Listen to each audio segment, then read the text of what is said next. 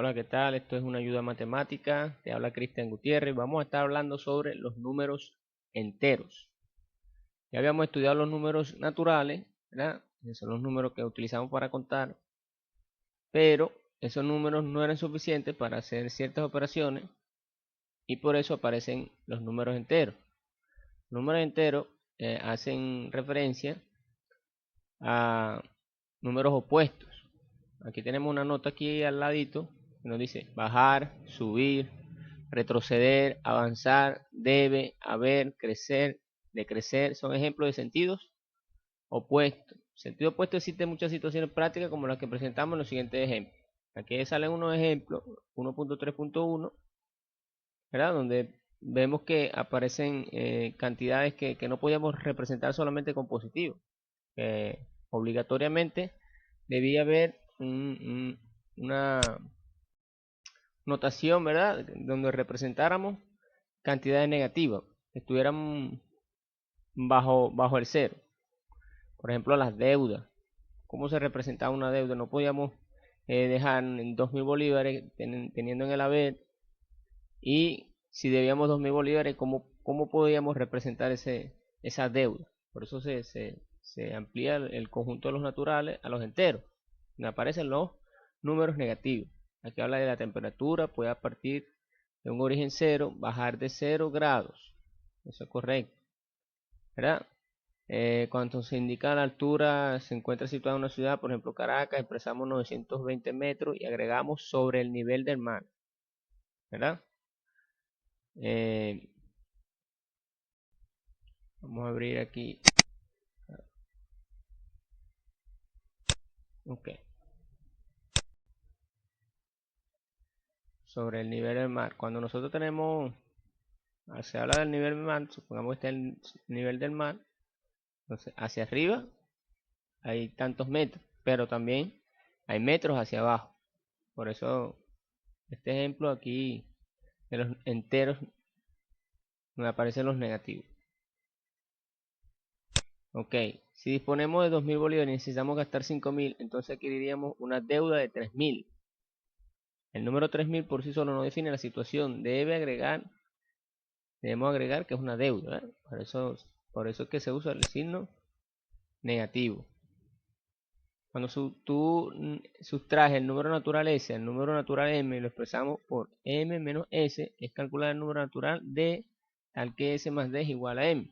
En otras palabras, se trata de resolver en N la ecuación X más S igual a M, donde M y S son números naturales dados. Esto habla de cuando tenemos una resta. Nosotros nos habían enseñado que si nosotros restamos 5 menos 2, por ejemplo, ¿verdad?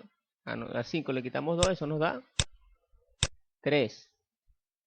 Pero ¿qué pasa cuando colocamos 3 menos 7? ¿Verdad? Que se ve algo extraño. Cuando el primer número es menor, el segundo es mayor. 3 menos 7. Y aquí, hablando en los enteros, y por la regla de los signos, esto nos da menos 4. Es como que si hablando así de dinero, tuviéramos 3 en el haber, pero debemos 7. Entonces si disponemos a pagar de lo que debemos, todavía vamos a quedar debiendo 4. De esto lo expliqué en un video anterior acerca de la regla de los signos. Ok.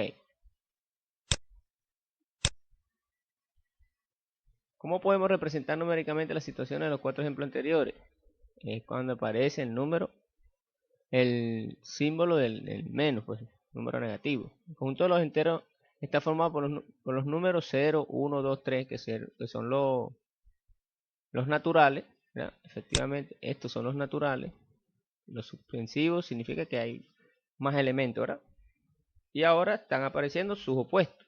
El opuesto es el mismo número, pero con signo negativo. Y el 0 viene siendo en todo el centro, ¿no? Aquí está el 0. Hacia la derecha están los positivos. Hacia la izquierda están los negativos. Vienen siendo opuestos a este. Este es el 1, este es el menos 1. Este es el 2, este es el menos 2. Hay una simetría allí, ¿verdad? Ok, se supone que hacia acá es más infinito y hacia este lado es menos infinito. Bien. Aquí nos dice que los puntos suspensivos quiere decir que el conjunto no es finito. Entonces, cuando hablamos del conjunto de los enteros, estamos hablando de positivos, el 0 y negativos. También el conjunto de los enteros tiene subconjuntos, ¿verdad?, que pudiéramos sacar. Aquí vemos el conjunto de los enteros está representado con la letra Z. Así como los naturales son representados por la N mayúscula, este es por la Z. Entonces, cuando vemos Z menos, estamos hablando de los enteros negativos. Si vemos Z con ese más allí, estamos hablando de los enteros positivos. Y cuando vemos el Z al asterisco, estamos hablando de todos los enteros excepto el 0. Aquí podemos ver que están los positivos, los negativos, pero no está el 0 aquí en el centro. Entonces, estos son subconjuntos porque están contenidos dentro de los enteros. El conjunto de los naturales también está contenido en los enteros. Esto lo podríamos representar de esta forma. Los números naturales están contenidos en los enteros. O en los enteros contienen, se coloca al revés, a los naturales. ¿Por qué? Porque los naturales es desde el 0 y todos los positivos. Y es efectivamente el conjunto de los enteros tiene todos esos elementos. Aquí lo vemos. De 0 para adelante, los positivos, estos son los números naturales. Por eso es que los naturales están contenidos en los enteros. En los enteros también, ¿verdad? Tenemos propiedades. Hay propiedades que se presentan. Asunto de conjuntos acá. Aquí nos dan ciertos detalles sobre diferencia de conjuntos. Es importante que lean esto, que entiendan esto. En algún momento vamos a hacer ejercicios de este tipo. Pero vamos a ver eso en otro video. Vamos a ver alguna teoría de conjunto. Algo sobre teoría de conjunto. Eso lo vamos a ver en un próximo video. Para aclarar bien sobre la diferencia de conjuntos, cuando los conjuntos son iguales, conjunto complemento de un conjunto, esas cosas. Operaciones en Z. La adición y la multiplicación. Así como vemos en los naturales, ¿verdad? Está la adición, la multiplicación, está la propiedad asociativa, propiedad conmutativa. Aquí en Z también, en los enteros, también existen esas operaciones, ¿no? Aquí vemos este cuadrito. La adición, conmutatividad y la multiplicación. Asociatividad, elemento neutro o identidad. En el conjunto de los naturales es bastante sencillo. Es algo que veníamos manejando, ¿verdad?, hace tiempo. En los enteros también lo habían visto en oportunidades pasadas, pero de repente ciertas cositas, ¿verdad?, que se le haya olvidado. Esto es importante. Esto lo vamos a utilizar siempre en ejercicio de despeje, por ejemplo. Esta propiedad. Cuando vemos esta propiedad distributiva de la multiplicación respecto a la adición. Un número, ¿verdad?, multiplicando dentro de un paréntesis una suma o una resta. La propiedad distributiva funciona A por B más A por C. Esto regularmente lo vamos a ver en despeje. A veces las personas ven esta operación y no saben qué hacer. Ok. Importante entonces recordar este cuadrito. Y este es uno de los cuadritos que habíamos dicho en el video anterior, ¿verdad? Que son de suma importancia. Aparece esta flecha.